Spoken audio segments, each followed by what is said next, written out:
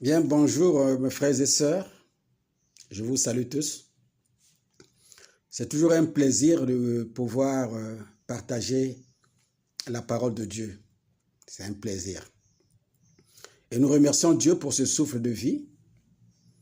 Voilà, ce matin, nous allons parler de la prière. De la prière. Je vais faire une courte vidéo, c'est tout juste une courte exhortation pour rappeler un principe. Nous allons parler de la prière de demande parce que il y a plusieurs sortes de prières. L'adoration est une prière, la louange est une prière, la supplication est une prière. Mais ce matin, nous allons beaucoup plus insister sur la prière de demande. Voilà, nous allons prendre rapidement un passage dans le livre de Marc, dans l'évangile de Marc.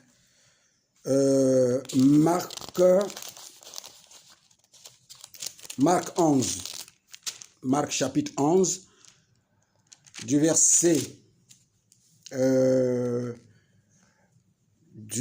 23 au verset 24. Il est écrit, c'est le Christ qui le dit.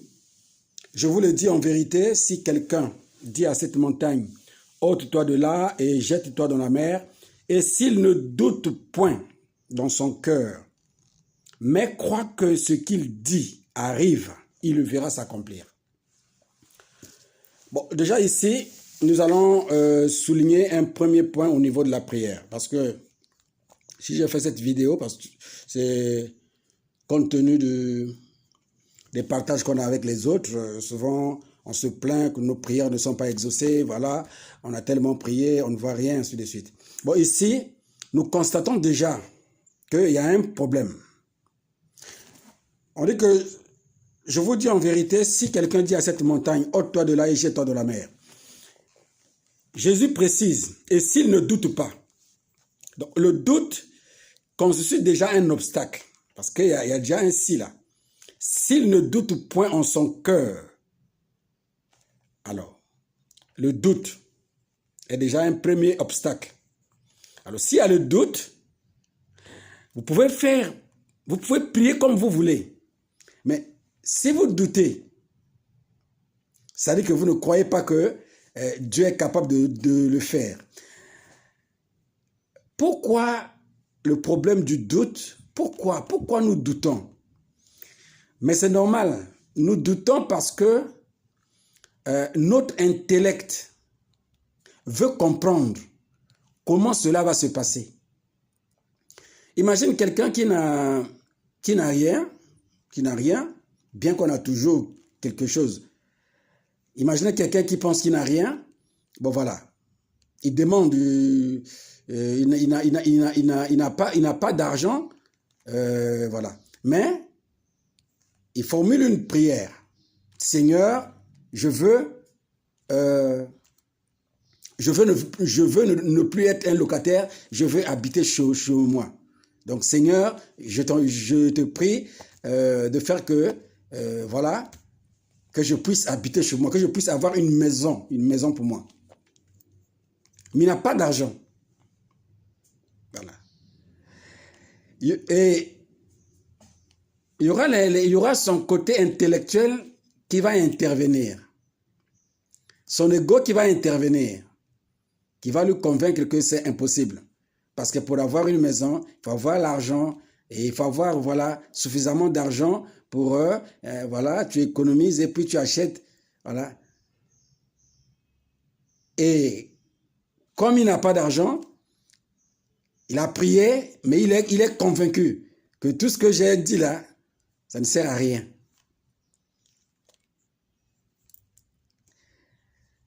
Mais nous oublions une chose, que ce processus-là, qui consiste à faire des économies, à faire ceci, avant d'acheter soit une maison, c'est la réalité. C'est selon les hommes.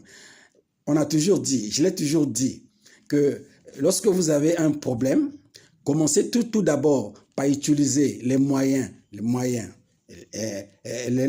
nous-mêmes les hommes avions mis en place. Si tu veux faire tes économies, fais tes économies, ainsi de suite. C'est lorsque tu essaies de faire et que quand ça ne marche pas, mais lorsque tu tournes maintenant tes regards pour solliciter l'aide de Dieu, il faut oublier les mécanismes d'homme. Il faut les oublier. Tu as demandé, crois que le Dieu que tu as, tu viens de poser ton problème est suffisamment riche et il est ton Père. Donc ne regarde plus tes moyens, mais regarde les moyens de Dieu. Oui. Et Dieu ne te dira jamais comment il va faire afin que tu puisses avoir ce que tu as demandé. Il ne te dira pas.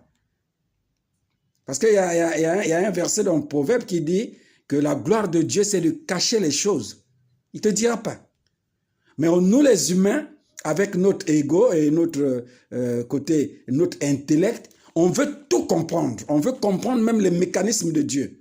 Et c'est là où le doute, naît. Parce qu'on est, voilà. Et on se souvient de l'histoire que Pierre marchait sur les eaux. Quand Jésus lui a dit, viens. Il marchait sur les eaux. Le temps qu'il marchait sur les eaux, là, en tout cas, il avait oublié tout ce qu'il avait appris sur la mer. Et pourtant, c'est un grand pêcheur. Il doit savoir que dans la mer, il y a des dangers, il y a des poissons dangereux, il y a des animaux marins très dangereux. Il avait oublié tout ça. Et après un certain temps de vivre le miracle, il a commencé à réfléchir. Mais qu'est-ce que je fais là? Oui, il a commencé à réfléchir. Il s'est rappelé de ce qu'il avait appris, de ce qu'il connaît lui, de ce qu'il connaît, les dangers de la mer. Alors, la peur s'est emparée de lui. Il commençait à s'enfoncer. À ce moment-là, la foi perd son pouvoir. Le raisonnement prend le dessus et c'est le naufrage. Voilà. Il commençait à s'enfoncer, il a crié, « Seigneur, aie pitié de moi, je péris. » Et Jésus lui a dit, « Homme de peu de foi, pourquoi as-tu douté? » C'est-à-dire, pourquoi tu n'as pas cru à ce que je t'ai dit? Je t'ai dit, viens. Ça veut dire que tu vas venir, tu vas arriver, quel que soit. J'ai déjà dit. Donc ne regarde pas comment cela va se passer. Ne sois pas étonné que tu es en train de marcher sur la mer. Ne sois pas étonné parce que c'est Dieu qui a dit viens. Lui-même, il sait ce qu'il a fait. Donc toi, ton problème, c'est d'avancer. Voilà. Donc quand tu poses un problème, tu as demandé à Dieu, tu as prié, crois que Dieu a tous les moyens pour exécuter, pour accomplir, pour te donner ce que tu viens de demander. Ne cherche pas à comprendre comment il va faire. Puisque tu as déjà fait, tu as déjà essayé de bricoler avec tes mécanismes humains. Ça n'a pas marché. Mais lorsque tu viens chez Dieu, pourquoi veux-tu continuer à réfléchir et à savoir comment il va faire? Les moyens de Dieu ne sont pas nos moyens. C'est la même chose qui s'est passé devant le paralytique qui était à la piscine de Bethsaïda. Lui voulait la guérison. Mais comme il était paralytique, la Bible dit qu'il y avait une piscine à Bethsaïda. Voilà, chaque fois, il y a un ange qui venait agiter de l'eau. Et la première personne qui tombait dans l'eau, quelle que soit la maladie, la personne était guérie. Mais lui, comme il était paralytique, le temps de vouloir chercher qui va l'aider à tomber dans l'eau, il y a déjà quelqu'un qui a une maladie qui ne l'empêche pas de marcher. Voilà, la personne est déjà tombée dans l'eau et c'est fini. Parce qu'il fallait, c'est une seule personne et c'est fini. Il faut attendre longtemps. Il est resté là pendant des années. Vous connaissez l'histoire. Oui. Donc, là, nous sommes encore en train d'insister sur le problème du doute. Après, on va prendre un deuxième point rapidement. Voilà que là, quand le Christ est arrivé, il lui a posé la question, voilà, tu es là, que veux-tu que je fasse pour toi? Alors lui, il sait que pour recevoir la guérison, il faut forcément tomber dans l'eau, dans la piscine. Il a dit vraiment, je n'ai personne, Seigneur, pour me jeter dans l'eau. Mais si vous voyez bien, il n'a pas répondu à la question. La question est que veux-tu? Qu'est-ce que tu veux? Non, Seigneur, je n'ai pas quelqu'un pour me jeter dans l'eau. Voilà. Donc, ça veut dire que sa conscience était déjà bloquée dans le système qui était déjà là depuis des années, qu'il fallait tomber dans l'eau forcément avant de trouver la guérison. Mais il avait oublié que celui qui était devant lui incarnait Dieu. Donc, or, Dieu, il a beaucoup de moyens, il a beaucoup de systèmes. C'est un Dieu multisystème. Voilà. Mais lui n'a pas bien répondu à la question. Parce que la question, quand Jésus dit, qu'est-ce que tu veux? Il fallait qu'il dise tout simplement que je veux marcher. Je veux retrouver mes pieds. Je veux retrouver la mobilité. Voilà. Donc, c'est tout. Que je tombe dans l'eau ou pas, moi, mon problème, ce n'est pas vraiment de tomber dans l'eau. Mon problème, c'est la guérison. Voilà. Tomber dans l'eau, c'est un moyen. C'est comme aujourd'hui. L'argent, nous avons créé l'argent. Ce sont les humains qui l'ont créé. On a créé l'argent comme un moyen de transaction. Bon, aujourd'hui, avec l'évolution, ça devient aussi un moyen de conservation de valeur, ainsi de suite, tout ça. Mais l'argent, c'est un moyen de transaction. Voilà. Dès que tu as l'argent, tu peux acheter tout ce que tu veux. Voilà. Mais c'est nous les humains qui avons créé ça. Bon, lorsque tu viens auprès de Dieu, tu demandes à Dieu, Seigneur, aujourd'hui, je veux, par exemple, que tu me fasses ceci et cela. Alors, dès que tu demandes à Dieu, ne regarde pas ton argent. Parce que Dieu est capable de régler ton problème sans passer par le système mis en place par des hommes. Oui. Vous voyez que ce monsieur, quand Jésus a remarqué que, bon, sa réponse là, il me parle qu'il n'a personne pour le jeter dans la mer et dans la piscine. Bon, ok, je vais lui prouver que sans se jeter dans la piscine, voilà, tu peux retrouver la guérison. Et Jésus lui a dit, lève-toi, prends ton lit et marche. Il était surpris de constater que, ah bon, on pouvait donc marcher sans pourtant se jeter dans la piscine. Mais ça, c'est étonnant. Et voilà. Et voilà. Notre Dieu a plusieurs systèmes. Voilà pourquoi, mon frère, ma soeur, ne regarde pas tes moyens. Lorsque tu veux demander à Dieu, ne regarde pas tes moyens. Ne regarde pas tes possibilités. Regarde les moyens de Dieu. Regarde les possibilités de Dieu. Tu peux demander à Dieu ce que tu veux. Voilà. Ça, c'est au niveau du doute. Et voilà. Donc, maintenant, nous allons voir que le doute était un obstacle. Maintenant, au niveau du verset 24, il est dit, c'est pourquoi je vous dis. Parce qu'au niveau du verset 23, vous avez vu que les verbes sont quelque part, on a dit, si tu dis à cette montagne, ôte-toi de là et jette-toi dans la mer, et si tu ne doutes point dans ton cœur, mais crois que ce que tu as dit arrive, alors il le verra s'accomplir. Là, on sent que il y a comme le futur, hein? C'est-à-dire que voilà, ce que tu as demandé arrive. Ok. Maintenant, nous allons voir le verset 24. 24, en tout cas, nous sommes dans le présent. Nous sommes dans le présent. On a dit, c'est pourquoi je vous dis, tout ce que vous demanderez en priant, croyez que vous l'avez reçu. C'est plus sec. Vous l'avez reçu et vous le verrez s'accomplir. Donc, c'est là le point qui m'a poussé à faire cette exhortation. C'est au niveau du verset 24. On a trois phases dans le mécanisme de la prière. Parce que la prière aussi est un art. C'est-à-dire quelque chose qu'on peut apprendre. Les disciples ont dit à Jésus, apprends-nous à prier. C'est un art. C'est pourquoi je vous dis, tout ce que vous demanderez en priant, ça veut dire qu'il y a d'abord le fait de prier. Le Christ dit, croyez que vous l'avez reçu. C'est au présent. Et vous le verrez s'accomplir. Là, on va maintenant dans le futur.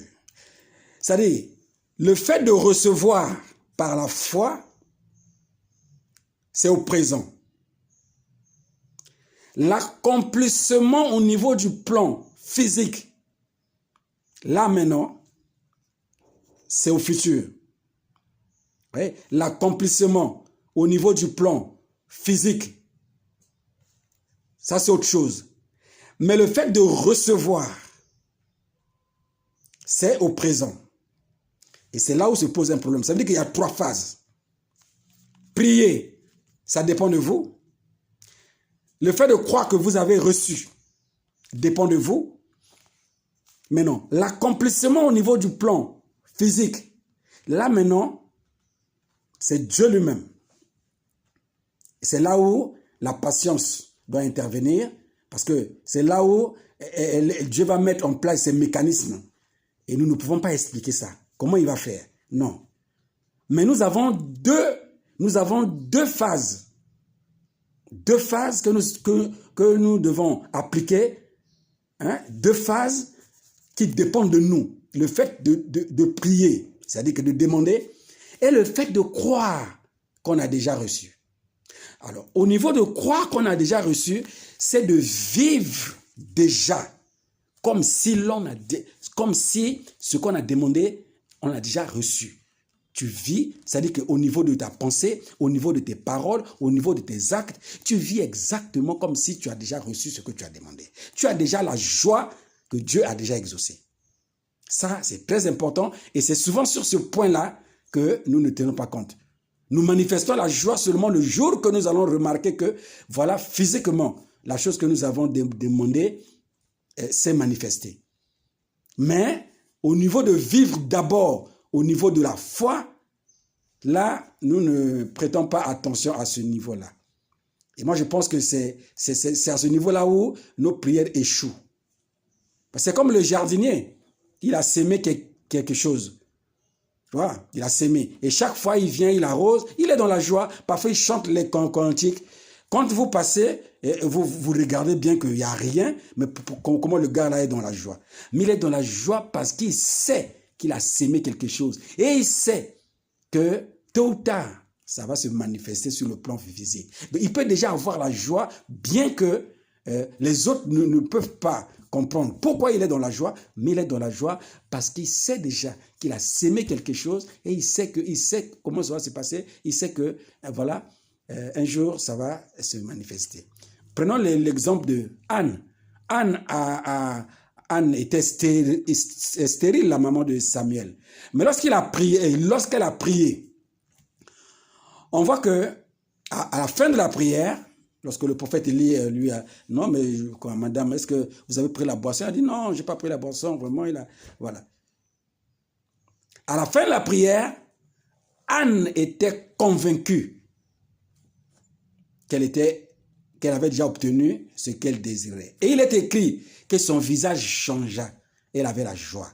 Et pourtant, elle n'avait même pas un retard, même pas d'une minute, même pas d'un jour. Mais elle était déjà convaincue que j'ai déjà mon enfant. Elle était déjà convaincue. Donc, c'est cette phase-là. C'est-à-dire que la phase de croire que ce que je viens de demander a été déjà, je l'ai déjà. Et c'est ça qui va se matérialiser. Qu'est-ce qui va se matérialiser? C'est ce que j'ai déjà obtenu. C'est ce que je vis déjà. C'est cet état-là. C'est ce sentiment-là qui va s'extérioriser avec le temps. Voilà. Voilà pourquoi la prière, quand nous prions, et il y a une deuxième phase qui est plus complexe, c'est au niveau de manifester déjà l'exaucement en nous-mêmes, de croire qu'on a déjà reçu ce qu'on a obtenu. À ce moment-là, le langage va changer et voilà, on est déjà dans la joie de vivre déjà comme si on a déjà reçu ce qu'on a obtenu. Et c'est cet état-là qui va se manifester sur le plan matériel. Et la manifestation au niveau du plan matériel, ça dépend de Dieu lui-même. Voilà, et c'est ce qu'on a dit, vous le verrez s'accomplir. Donc il y a 3 phases. Demander, vivre son exaucement déjà, et ensuite, les autres vont voir, c'est-à-dire qu'il y aura manifestation sur le plan physique. Les autres vont le voir. Maintenant, pour clore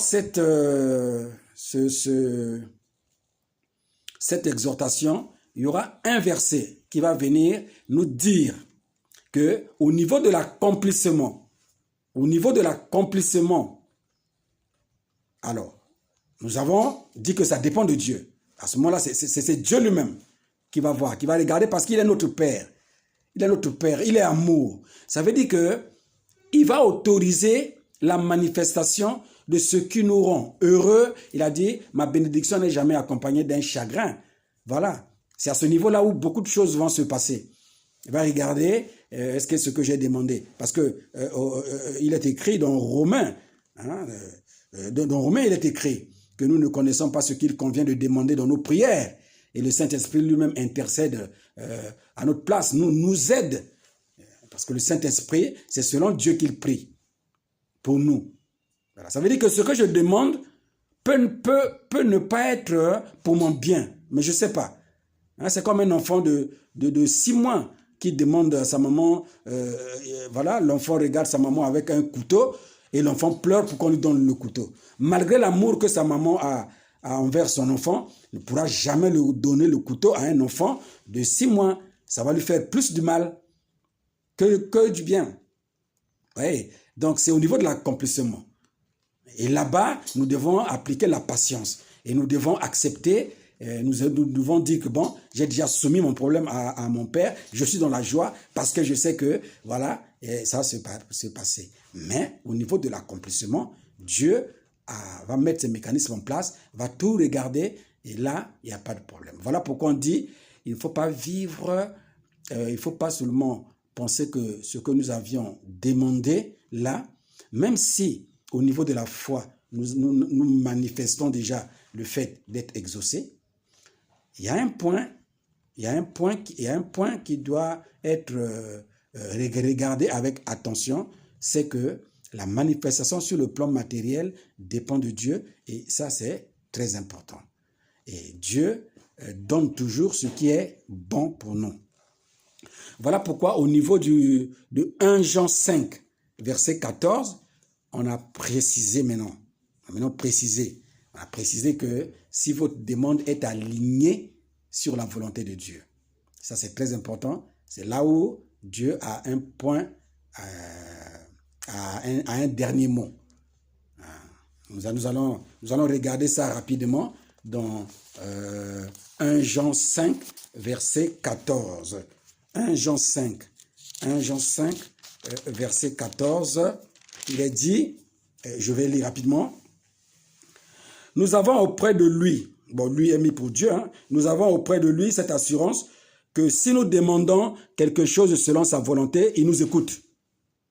Et si nous savons qu'il nous écoute, quelque chose que nous demandions, nous savons que nous possédons la chose que nous lui avions demandée. Voilà, donc c'est à ce niveau-là. Vous voyez que souvent, nous demandons tout, mais il faut savoir que l'exaucement est automatique, en tout cas, si vous êtes aligné sur la volonté de Dieu. Voilà. Mais souvent, nous ne savons pas exactement est-ce que ce que je demande, est-ce que c'est aligné avec la volonté de Dieu? Mais pour moi, je vous conseille tout juste de demander. Si ce n'est pas aligné, il n'y a pas de problème. Vous allez le constater au niveau de l'accomplissement où encore Dieu va parler. Et même Paul était malade. On a dit que Paul a prié 3 fois pour sa guérison avant que Dieu ne puisse lui dire que non. Si j'ai permis que vous puissiez avoir cette difficulté, c'est pour votre bien. Parce que j'ai évité que l'orgueil puisse monter en vous. Et voilà pourquoi j'ai laissé ça comme ça. Ma grâce te suffit. Et c'est fini. Paul a arrêté la prière. Il a continué à servir Dieu avec cette difficulté. Vous voyez? Voilà. Donc même Paul a prié, mais ce n'était pas la volonté de Dieu que cette maladie puisse quitter. Mais Dieu a quand même parlé. Ça veut dire que quand on connaît la volonté de Dieu ou pas, on prie, parce que tout se passe dans la prière. Même pour que Dieu te dise que ça là, ça ne sert pas parce que ça va te faire ceci, c'est toujours dans la prière. Et si on ne prie pas, on ne peut pas savoir Quelle est la volonté de Dieu? Est-ce que ce que je demande, est-ce que la voiture que je demande, est-ce que la maison que je demande, est-ce que le mariage que je demande là, c'est pour mon bien? Non. Mais ça ne t'empêche pas de demander. Tu demandes, tu pries, et tu as la foi que Dieu m'a déjà écouté. Donc, je peux déjà vivre dans la joie. Ça ne sert à rien de vivre dans la tristesse ou bien, voilà. Mais si cela n'est pas dans la volonté de Dieu, il te dira. Il te dira. Il te dira. Voilà. En gros, je sais que j'ai essayé de toucher un peu des points comme ça. Voilà. Ce sont des choses que nous connaissons. Hein. Ça c'est pas un enseignement que je fais. C'est toujours une exhortation. Voilà les points que j'ai soulignés. Il y a d'abord le doute. Pourquoi il y a le doute? Le doute naît parce qu'il y a eu une certaine confrontation entre ce que le monde nous a enseigné et ce que Dieu dit. Voilà, il y a une certaine... il n'y a pas une harmonie là entre ce que le monde nous a enseigné. Le monde nous dit que non, c'est comme ça. Voilà, dans le monde, il y a des choses qu'on ne peut pas résoudre. Dans le monde, il y a des maladies incurables. Dans le monde, il y a ceci, cela. Dans le monde, si tu n'as pas l'argent, tu peux pas être bien, ainsi de suite. Ça, c'est tout ce que le monde nous a dit. Mais lorsque tu viens chez Dieu, alors tu dois vraiment ne pas tenir compte de cela. Il faut maintenant que tu puisses lire la parole de Dieu, connaître la parole de Dieu pour savoir qu'avec Dieu, tout est possible. Ça, c'est le premier point que nous avons souligné. Le deuxième point, nous avons dit que lorsque tu demandes quelque chose à Dieu, tu dois croire que tu l'as déjà reçu. Voilà pourquoi il est écrit, celui qui demande reçoit. Voilà, c'est automatique. Et là, croyez que vous l'avez reçu, ça c'est, je l'ai reçu par la foi. C'est-à-dire, je dois développer en moi le sentiment d'avoir été exaucé et de vivre comme si je possédais déjà ce que j'ai. Voilà. Et ça va susciter en moi la joie, même au niveau de mes paroles. Mes paroles seront positives parce que je crois déjà que, voilà, j'ai déjà obtenu ce que j'ai demandé. Maintenant, au niveau de l'accomplissement sur le plan physique, et à ce niveau-là, en tout cas, Dieu va intervenir avec son amour. Il va essayer de régler, voilà. Parfois, je peux demander soit le mariage, et voilà que quelque chose d'autre arrive, mais c'est pour mon bien. C'est pour mon bien. Ça ne veut pas dire que le mariage a été rejeté. Non. Parfois, il n'est pas encore peut-être temps pour celui qui demande... qui a demandé cela, et ça sera peut-être dans un futur, voilà. Donc, sachez tout simplement que Dieu a le dernier mot sur ce que nous demandons. Mais cela ne nous empêche pas, cela ne peut pas nous décourager, parce que Dieu c'est toujours pour le bien. Voilà. Dieu veut nous donner des choses qui ne seront pas la cause de nos malheurs demain. Voilà. Ça, c'est très important que nous puissions retenir cela. Voilà, mes frères et sœurs, une exhortation que j'ai voulu que nous puissions partager. Je ne sais pas si j'ai été clair, mais voilà, par des commentaires, voilà. Peut-être que demain, on va encore parler. La prière, c'est un sujet très profond. Aujourd'hui, j'ai seulement touché des points superficiels, mais des points qui sont quand même importants à retenir. Voilà. Et pour l'exemple que j'avais pris pour le paralytique qui était assis à la piscine de Bethsaïda, à ce niveau-là, il faut retenir que lorsque nous demandons à Dieu ce que nous demandons, nous devons voir la finalité. On ne doit pas voir les moyens. On ne doit pas demander les moyens pour arriver à quelque chose, non. Si tu as besoin d'un vélo, ne dis pas, Seigneur, donne-moi l'argent pour que j'achète le vélo. Non. Ça, c'est nous les hommes qui avions mis en place que pour avoir un vélo, il faut d'abord avoir de l'argent. Donc, tant que tu n'as pas l'argent, le montant pour acheter le vélo, tu ne pourras jamais avoir un vélo. Mais quand tu tournes vers Dieu, tu dois demander à Dieu directement le vélo. Seigneur, j'ai besoin d'un vélo. Lui-même, il sait comment il va faire. S'il va te donner l'argent pour avoir le vélo, il va créer des circonstances. Ou encore, si quelqu'un va te faire un don, je ne sais pas. Si comme on a vu des gens qui ont participé à des trucs, par exemple des tirages au sort dans les loteries, et ainsi de suite. Ils ont gagné des voitures, il y a des gens qui ont gagné des parcelles, il y a des gens qui ont gagné des maisons, il y a des gens... Voilà quelqu'un qui un matin, comme ça, voilà, son numéro a été retenu quelque part, et voilà, on lui donne une parcelle avec une maison construite, avec tout équipé, on lui donne. Voilà. Donc c'est quelqu'un qui avait sûrement au plus profond de lui le besoin d'avoir une maison. Il n'avait pas de moyens, mais il sait que Dieu, voilà, Dieu est capable de... Il a beaucoup de moyens, Dieu. Il a beaucoup de moyens pour te rendre heureux. Voilà. Il n'est pas obligé d'utiliser les moyens humains. Il a dit, mes voies ne sont pas vos voies.